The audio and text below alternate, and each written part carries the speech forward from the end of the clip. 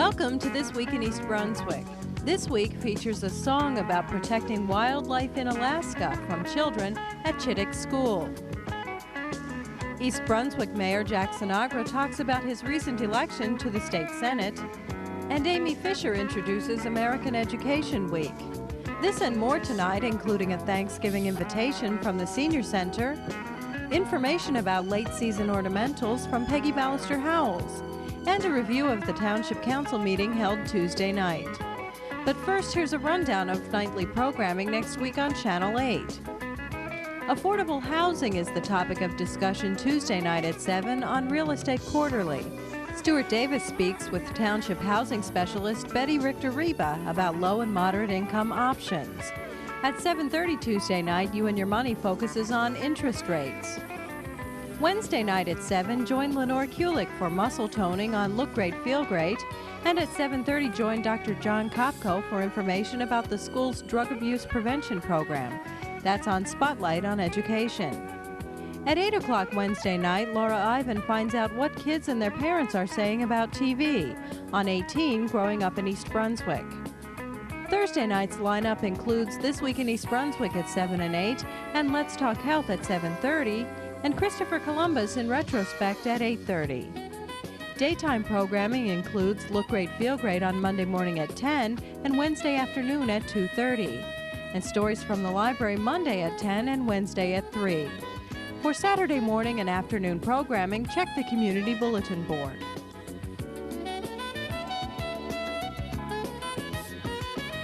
Last week, East Brunswick Mayor Jack Sinagra was elected state senator in the 18th District. This week, he announces that he'll be stepping down as mayor in December. We caught up with Mayor Sinagra to talk about his new role. Tell me, how did you feel when you realized that you were the winning candidate? Well, we were kind of in shock. My wife and I went from our local polling booth and took the results off our machine. We went to the local headquarters, and we were en route to Edison, where the major headquarters were for the whole county. And my car phone rang. It was my campaign manager, and it was 9 o'clock. She says, "You won." I said, "What do you mean we won?" And she says, "Harry already called and conceded."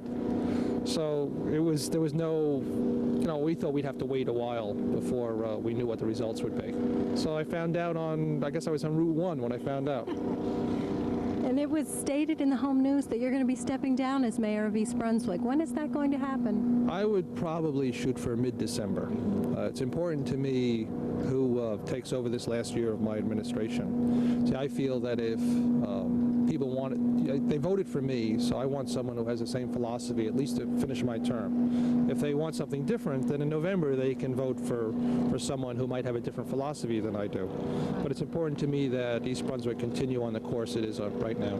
And who would you choose if you had the choice? Oh, I don't know. I don't really want to commit yet. This week I'll be interviewing and meeting with what I consider the top the councilmen that are interested in the position. And there's some things that are important to me that they agree to continue for this next year.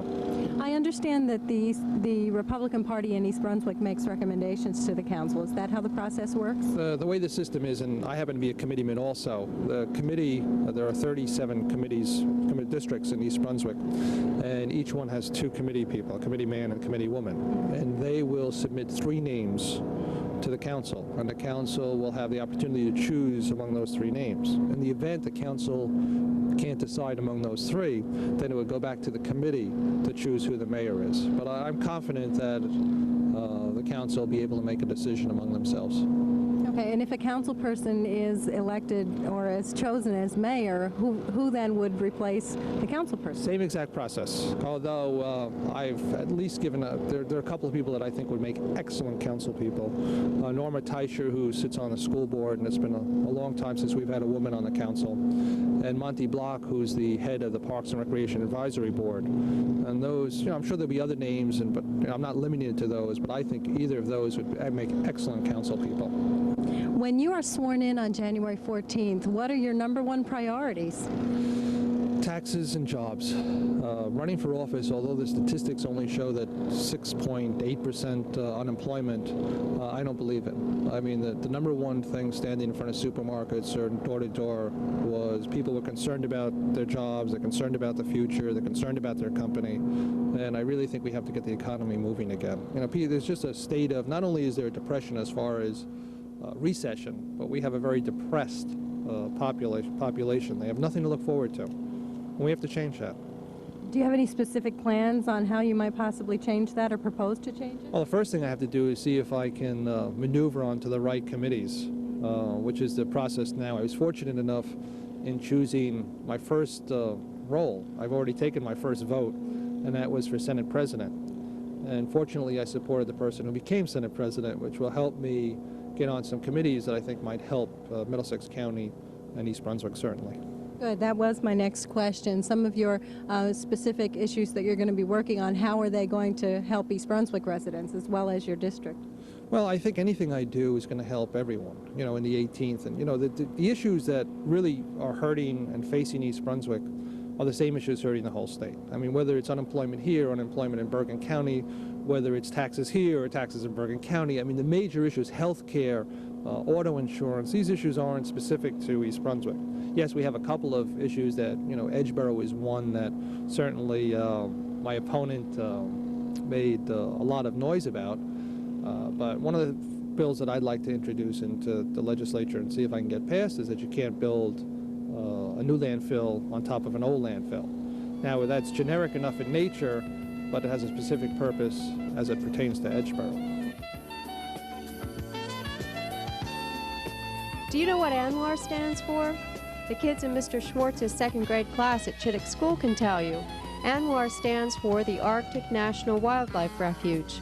The class has been studying this area and the controversy over whether or not drilling for oil should be permitted within its borders. A display on a wall near the cafeteria demonstrates that the children are convinced that the ANWR is not a barren wasteland, and that they are concerned about the impact of drilling on the wild animals which call the ANWR home. But the kids can tell you about it better themselves, with a song written and performed by their teacher, Mr. Joe Schwartz.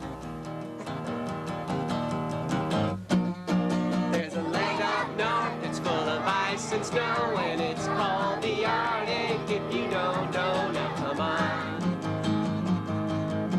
where you are, and sing a song about saving the ANWR.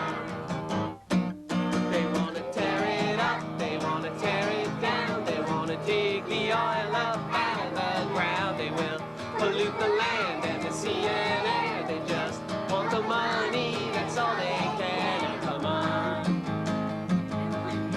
where you are, and sing a song about saving the ANWR. You got the caribou, you got the polar bear, you got the Arctic wolf and the Arctic hare. The muskox and the tundra mouse, they don't want no oil well in their house. The oil will last for just 200 days. We can get our energy in other ways. We can use the wind, we can use the sun, we can find better ways for our cars to run. Now come on, where you are, sing a song about saving the ANWR. You got the walrus and the wolverine, a little ring seal swimming in the sea. You got your eagle, osprey, Arctic char. They don't want the oil well in their yard. We've only got one earth to keep. Let's not turn it into a garbage heap. I think that you can guess I wanna keep the ANWR a wilderness. Now come on, where you are, sing a song about saving the ANWR. Now come on, where you are, sing a song about saving the ANWR. 2, 3, 4. Save, save, save the ANWR. Save, save, saving the ANWR. Save, save, save the ANWR.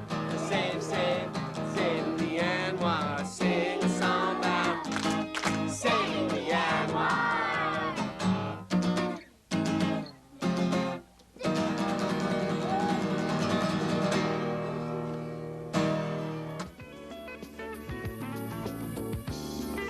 Hi, I'm Amy Fisher, and today I'm with Dr. John Kopko, our Superintendent of Schools, Mrs. Cathy Schwartz, the President of the East Brunswick Education Association, and Mr. Charlie King, the President of the East Brunswick Principals and Supervisors Association.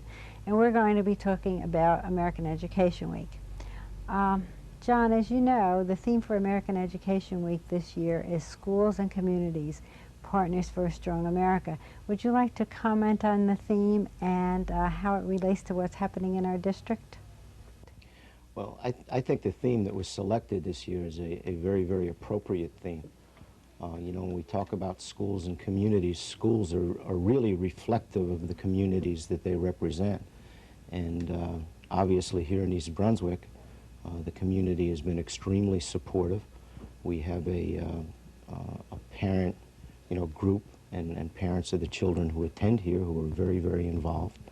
And that makes our job in the schools a lot easier, so that the tie between them is very, very important. When you have a supportive community, when you have excellent educators and support staff, and we also have great kids, it makes such a difference.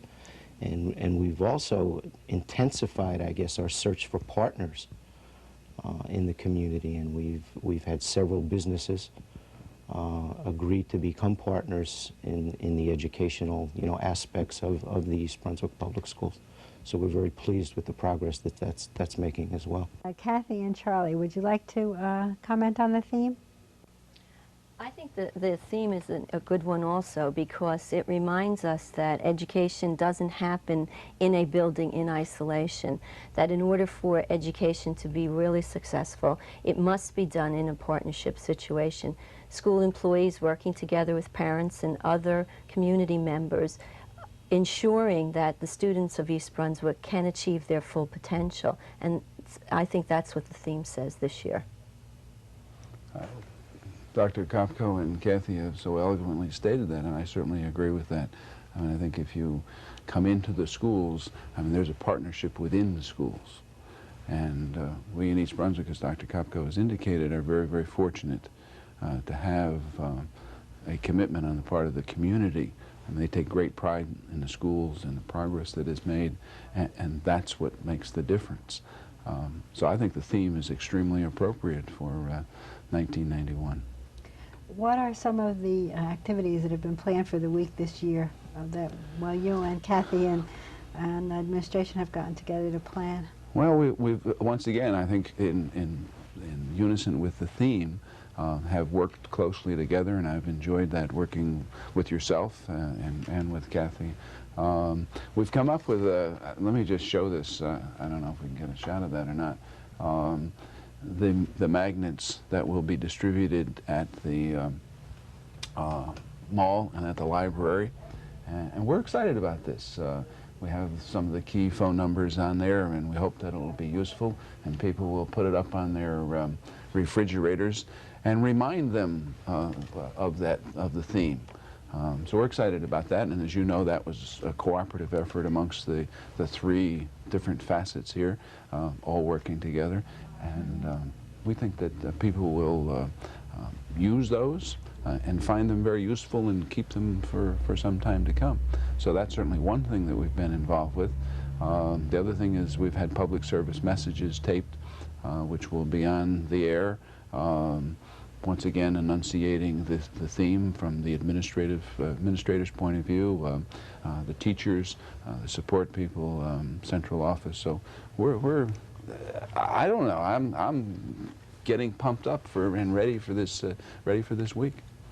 We wanted to be sure that everybody knew what the theme was and that American Education Week was happening. So one of the things that we've done is arranged for a display in each of the school's libraries, as well as a display in the public library. And as Charlie mentioned, during the week of November 17th to the 23rd, American Education Week, the magnets that he has shown you will be available at that display. In addition to that, posters announcing the theme and the week of American Education Week were distributed to the members of the Chamber of Commerce at their October 1st meeting, so the people in the community can look for those around town at the various businesses. In addition, on November 12th, the East Brunswick Town Council will proclaim the week, American Education Week in East Brunswick, as the East Brunswick the East Brunswick Board of Education has already done at its October 10th meeting. We have some other things planned too, but we'd like to keep those a secret. Right, we have a couple of surprises, right? Yes. That's right, absolutely. Cathy, why do you think it's important for us to recognize American Education Week? I think it's extremely important to designate a week to honor American education, and I believe that that's what this week does, because I think it focuses everyone's attention on the individuals, the people who have chosen to dedicate their lives to educate the young people of America, school employees, and I think that's extremely important. This year in particular, because of the theme of the idea of the partnership, I think again we're saying that school employees have a very difficult job, but a job that they cannot do alone, a job that they need the support of the community in order to do effectively. And as was mentioned before, we certainly do have that support in East Brunswick, and we hope to continue it. And how about you, Charlie? I think it's a special week, and I don't know if I've ever really appreciated what this week means until I've been involved with in the planning phases with Cathy and Dr. Kopko and yourself. I think it's extremely important for us to stop and reflect and pause and think about what education is all about, how well we are doing, or what the problems are that we need to address. As Cathy mentioned, we're very fortunate in East Brunswick to have a dedicated teaching staff and a support staff who every day they get in there and they work with kids and they try to make them better people, certainly improve their minds, but also improve their outlook on life and their image of themselves. I think it's important for us to stop and think about where we're going and how we can do things better. So as I said before, I'm very excited about this week, and I hope that we can bring that message to the people of East Brunswick to come, those that are hanging on the fringe, come and join us, because only working together can we become better. So as I said, I'm excited about it. Okay, John, can we look forward to observing American Education Week in our district every year? Absolutely, Amy. I think you could take that as a commitment. As has been said, before, I think it's very, very important to stop and take some time and to reflect upon the importance of education and the importance of the employees involved in education, because the impact that they have on children's lives and the learning that they impart on those youngsters has such a long-term effect, not only on the community of East Brunswick, but also on our entire country. Absolutely. We often say what we invest in education, we reap the benefits in years and years to come. And, I firmly believe that. Well, thank you all very much for being with me today, and I'll just have to say Happy American Education Week to everybody. Hi, I'm Ken Burnett. I'm principal of Frost School. I've been a resident and administrator in East Brunswick for over 30 years. I'm here for American Education Week. East Brunswick, what a great place to live. And one of the things that has made our town so special is our public schools. We can be proud that our schools are passing along skills to our children that will make East Brunswick as special in the next century as it is today. Our community has built strong schools, and our schools continue building a better community. November 17th through the 23rd is American Education Week. It's a good time to celebrate our schools and our community. Schools and communities, partners for a strong America. This has been a message from the East Brunswick Principals and Supervisors Association and the East Brunswick Public Schools.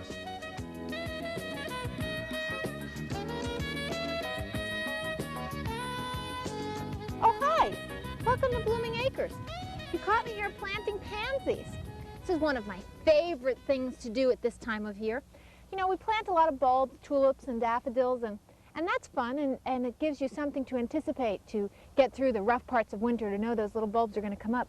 But it's also a lot of fun to plant pansies this late in the season, and the reason is that even though it's already November, they will bloom probably up until Christmas. Most people don't know that pansies are really very tolerant of the cold. They will survive the winter and come back in the spring.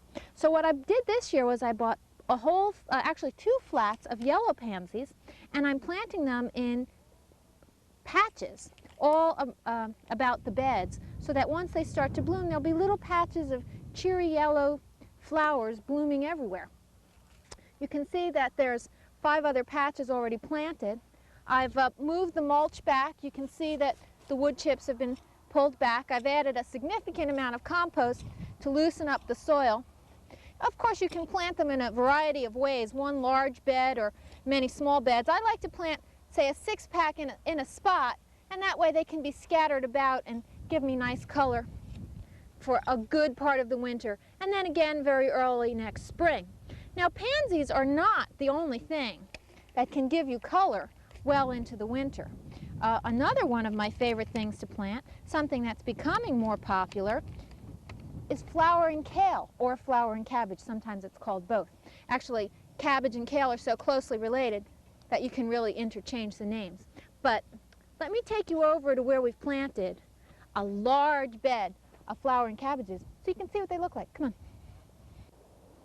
Well, I brought some wood chips along for mulch. I like to use wood chips because you can often get them very inexpensively. Some towns will even provide them free of charge. Now, these cabbage plants will do best with a little bit of mulch. Also, they got a little leggy before I got them planted, so the mulch will make them look more attractive. But look at the beautiful color on these. Now, cabbage plants in general are very cold hardy. In the vegetable garden, it's your cabbage and your broccoli and your Brussels sprouts and your kale that will last longest in the fall. Now, there's no exception with these. These will retain their color well into December very often, unless we get a really drastic drop in temperature. And if the tops die down, very often they come back again in the spring. Now, besides these beautiful purple ones, there's also white ones, which are really sort of a creamy white, and paler pink ones as well. They can get quite large, much larger than they are now. Probably to get full size, they should have been planted earlier in the season. But they do have nice color and look particularly nice when all else is brown and you see this little splash of purple out in the middle of the garden someplace. It really lifts the spirits. So let me mulch these, and we'll see you next week here at Blooming Acres.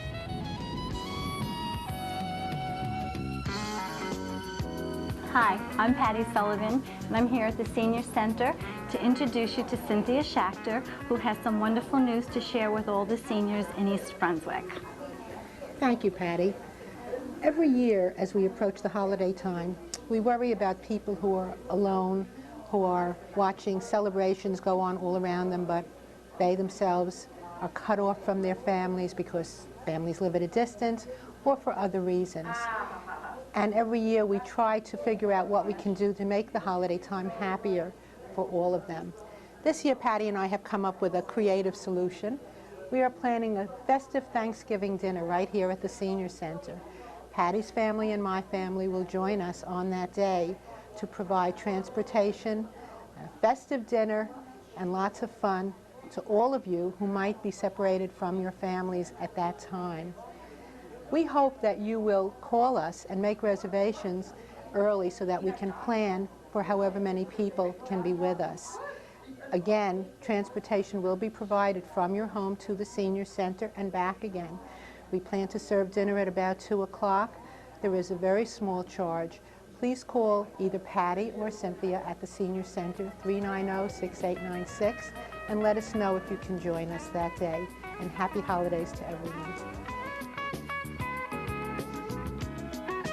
At this week's council meeting, girls from Frost School's Junior Girl Scout Troop number 1331 presented the flag for the Pledge of Allegiance. Division of Recreation Manager Karen Burke was at Tuesday's meeting to talk about Project Fitness and East Brunswick's participation in this President's Council fitness program. And I need to tell you that we help them create the database so that New Jersey is the only state in the Union that has met the President's Challenge. East Brunswick has been selected for the second year of the pilot program, and out of the 8, I think there's only 3. So in 1992, we will be in the second phase of the pilot project for this program. Also at Tuesday's meeting, the council passed 2 ordinances to acquire land for a road improvement project. The project involves the widening and improvement of Hardenberg Lane at its intersection with Fresh Ponds Road. In other council action, council members passed an ordinance that adjusts the salary classifications for members of the PBA Local 145 in East Brunswick. The ordinance outlines the increases, which essentially give police a 5% increase for 1992. According to the agreement, first-year officers will receive a little over $31,000, while other officers will receive step increases depending on years of service. Sergeants will get almost $55,000. Lieutenant's pay begins at $60,000, while the captain and deputy chief will receive $67,000 and $72,000 respectively. Negotiations this year were notably easier than the battles that endured last year. In other council news, a resolution granting permission to allow a mobile homeowner to build in a township right-of-way was tabled to another date. Council members were expected to pass the resolution, which would allow the Bohadell family who live in Steve's mobile home park off of Route 18 to build an addition onto their trailer. The resolution will be discussed again at a future meeting. That's all for now. Thanks for watching. 1, 2, 3, 4. Save the ANWR. Save